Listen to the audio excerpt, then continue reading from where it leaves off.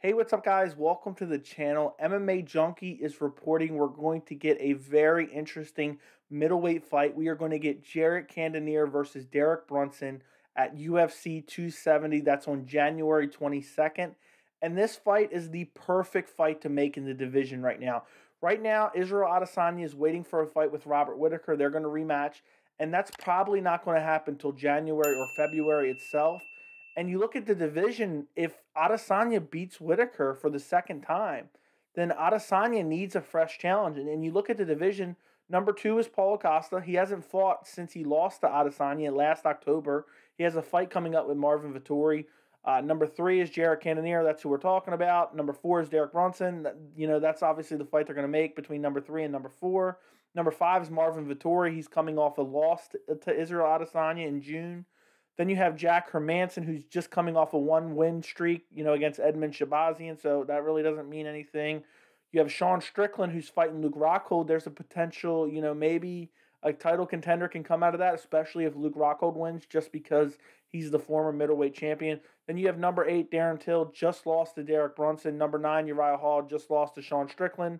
And number 10, Kelvin Gastelum, who just lost to Jared Cannonier. So really, the only 2 guys who can fight Adesanya next, if he does beat Whittaker, is going to be Jared Cannonier or Derek Brunson. I know Derek Brunson really isn't a fresh matchup because they fought, but that was a while ago. And since he lost to Adesanya, Derek Brunson has put in so much work in the division. He has not lost, and that was all the way back at UFC 230 in November of 2018. So Derek Brunson has gone undefeated for 3 years. Some of the wins aren't the best, but the last 3 are quality wins, in my opinion. Total, he's beat Eliza Theodoro, Ian Heinisch, which are okay wins. But then he beats Edmund Shabazian, Kevin Holland, and Darren Till. And those matchups, I know people are saying, they look back on them now. Derek Brunson destroyed all 3 of those guys. But those matchups were supposed to be, Derek Brunson was supposed to be their stepping stone. Edmund Shabazian was supposed to be the next big thing.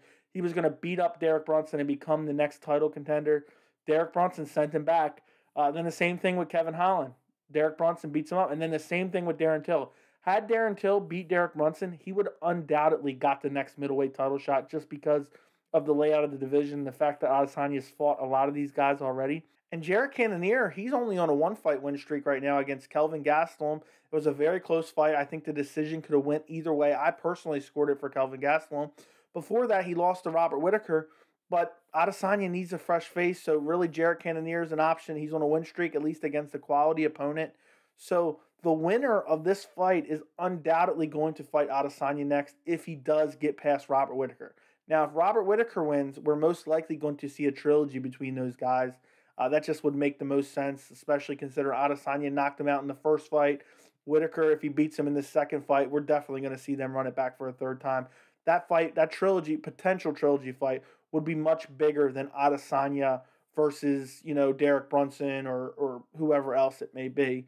Now, as far as an early prediction for this fight, this is a very hard fight to decide because, Derek Brunson has shown that his striking is just, it leaves a lot to be desired. It just needs a lot of improvement. And at his age, I don't think it's going to get there.